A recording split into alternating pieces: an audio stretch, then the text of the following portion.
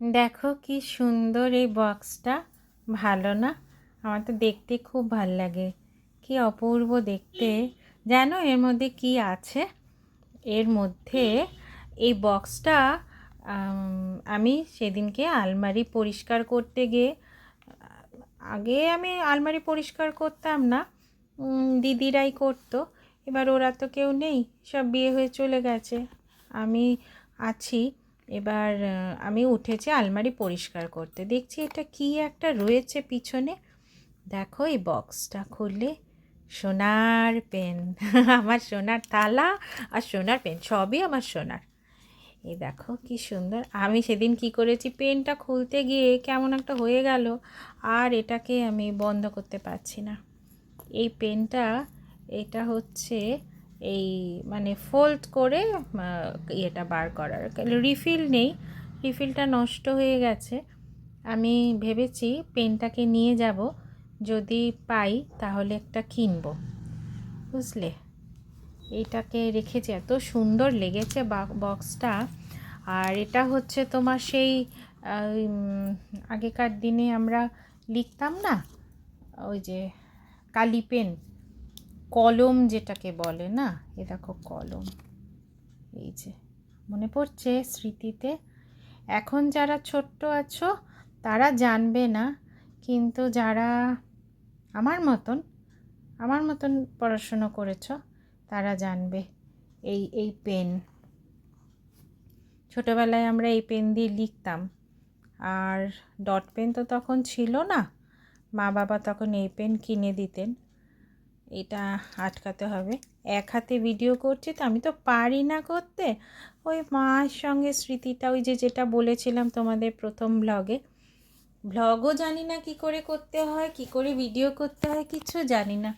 শুধুমাত্র কথা বলার জন্য, মাকে ধরে রাখার জন্য।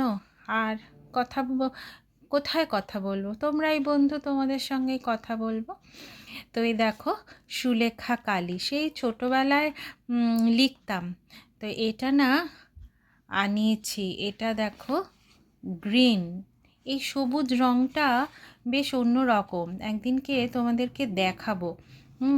এ দেখো সুলেখার এখানে দেখছো স্বাধীন নামটা লেখা রয়েছে, সুলেখা স্বাধীন। আর এই আরেকটা কালি কিনেছি, এটা দেখো এটাও স্বাধীন।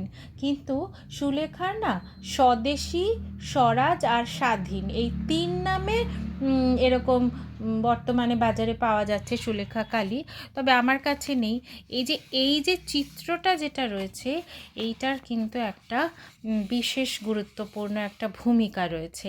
মানে কালির মধ্যে এরকম দেখো, দেখে মনে হচ্ছে না একটা বিপ্লবীদের মতন। তো এই বিপ্লবী বেশ দর্প নিয়ে দাঁড়িয়ে আছে। তো এইটার একটা ব্যাখ্যা আছে, সেটা আজকে তোমাদের সঙ্গে একটু শেয়ার করব। এই যে দেখো সুলেখা কালী, এটা তো ধরো আমি কিনেছি এই 2025 সালে এসে, ছোটোবেলায় ব্যবহার করতাম।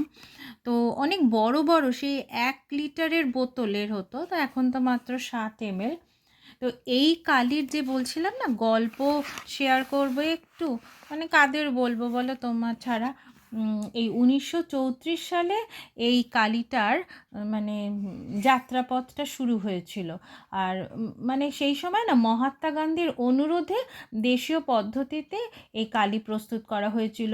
আসলে ওই যে তখন স্বদেশি সব জিনিস ব্যবহার করতে হবে, বিদেশি সব বর্জন করতে হবে, এইসব কারণে এই কালিটা ব্যবহার করা শুরু হলো, মানে এটা বাজারে আসলো আর খুব জনপ্রিয় হয়েছিল। এই যে পেনের জন্য কিন্তু সেই সময় খুব উন্নত মানের যে কালি ছিল, তখন বিদেশি এত কালি, কিন্তু তার মধ্য থেকেও আমাদের এই কালি বেশ মানে খুবই মানে অনেকটাই ভালো ছিল, মানে পাল্লা দেবার মতন ছিল। আর সেই সময় বাড়ির মেয়েরাও কিন্তু কালি তৈরি করতেন, আর পুরুষরা সেই কালি ঘুরে ঘুরে ঘুরে ঘুরে বিক্রি করতেন। তারা যদিও সকলেই এই মহাত্মা গান্ধীর আদর্শেই অনুপ্রাণিত ছিলেন। গান্ধীজি গান্ধীজি যখন চাইছিলেন যে আমাদের দেশীয় কিছু জিনিস আসুক, তখন তিনি বেঙ্গল কেমিক্যালসের যে প্রাক্তন যে রসায়নবিদ সতীশচন্দ্র দাশগুপ্তকে এই কথা জানান আর একটি স্বদেশী কালি তৈরি করতে বলেন। আর আচার্য প্রফুল্লচন্দ্র তার সহকারী আর সেই সময় বেঙ্গল কেমিক্যালসের চিফ কেমিস্টও ছিলেন। আর এই ব্যাপারে তখন উদ্যোগ নিলেন। তারপরেই তো এরকম একটা কালি মানে তৈরি করেন। আর খাদি বস্ত্রের যে দোকানগুলো সেই সময় ছিল, সেই সময়তে সেগুলোর বিক্রি শুরু হয়। তারপরে তো আস্তে আস্তে করে নানান দিকে সেই কালির এতে ছড়িয়ে পড়েছিল।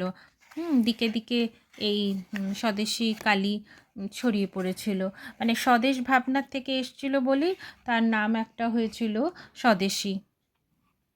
এই এই যে কালি না 1934 সালে রাজশাহীতে প্রথম এর সূচনা হলো, মানে সুলেখা ওয়ার্কস নামে এটা হলো। আর তারপরে ওই অম্বিকাচরণ মৈত্র মহাশয় তিনি তার সারা জীবনের অর্থ বিনিয়োগ করেছিলেন এই আপনার কালি তৈরির কারখানায়। দেখুন এই হচ্ছে এই সুলেখা কালি।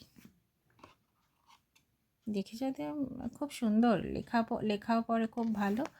এটা হচ্ছে আমি ব্লু কালারের যেটা কিনেছি সেইটা। আমি তো এই স্বাধীন কালি কিনেছি, এটার দুটি রঙই পাওয়া যায়, মানে এই ব্লু আর এই হচ্ছে আপনার গ্রিন। কিন্তু স্বদেশীতে হলে আপনি 3টে পাবেন আর স্বরাজে হলে 10টা পাবেন। এইরকম সমস্ত কালির রয়েছে, তো খুবই ভালো। তা আমি একটা এর সাথে সাথে একটা পেনও কিনেছি, দেখবেন দেখাচ্ছি। এই দেখুন আমার পেন, এতে আমি এই সুলেখা কালি ভরেছি। এই সুলেখা কালি ভরে আমি এই পেনে এখন লিখছি। শখ হয়েছে তো, ছোটোবেলাকার স্মৃতি ইচ্ছা করে, তো এই পেন দিয়ে আমি লিখব, মানে লিখেছি।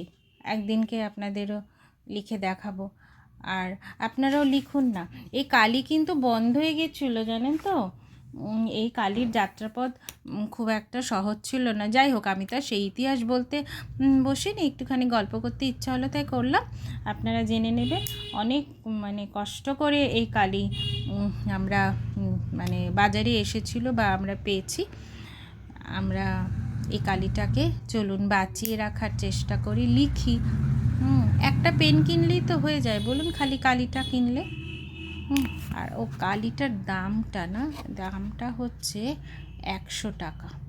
এখন একটু বেড়েছে, কিন্তু এখন এটা তবে পরিবেশ বান্ধব, কারণ আমরা প্লাস্টিক যে পেনগুলোকে ব্যবহার করি সেই পেনগুলোকে তো আমরা ফেলে দিই, তার ফলে যে কত পেন যে এরকম ইউজ অ্যান্ড থ্রো করার ফলে পরিবেশ দূষণ হচ্ছে, সেটা না করে তো আমরা এই ব্যবহারও করতে পারি না। আচ্ছা এটা আপনাদের দেখাইনি না, এটা ওরকমই একই রকম দেখতে। এটা এই যে আলাদা একটু হালকা দেখা যাচ্ছে গ্রিন রঙটা, ঠিক এই রকমই একটা গ্রিন কালির রঙটা। মানে সাধারণত বাজারে যে দেখুন কি সুন্দর রঙটা লাগছে না, বাজারে যেই ওই সবুজ রঙ পাওয়া যায় না, ওই রকম নয় কিন্তু। এই সবুজ রঙটা একদম অন্য রকমের। আচ্ছা দেখি তো, এর মধ্যে আমার মনে হয় আমি সবুজ রঙ ভরেছিলাম, দেখি তো পরে কি না শুকিয়ে গেল নাকি, পড়ছে না কেন, একটু দেখাতে পারলাম কি, একটু দেখুন। হচ্ছে, পরে দেখব ভালো করে হচ্ছে কি না। আচ্ছা তাহলে এবার দেখি মা কি করছে। মা এসব আমি খুলে বসেছি জানলে মা তো খুব বকাঝকা করবে, বলবে এগুলো কী নিয়ে বসেছিস, তাও আর বিছানার ওপরে মা কিছু করতে দেবে না, আর আমার বিছানার ওপরেই সব। তো আমি এগুলো চটচট করে গুছিয়ে রেখে দিই, বকা খাওয়ার থেকে বাঁচি। হ্যাঁ, আবার চলে আসবো একটু গল্প করতে। আপনারা আসবেন কিন্তু, না এলে ভাল লাগে না। পাশে থাকবেন, সবাই ভালো থাকবেন, আমরাও ভালো থাকবো।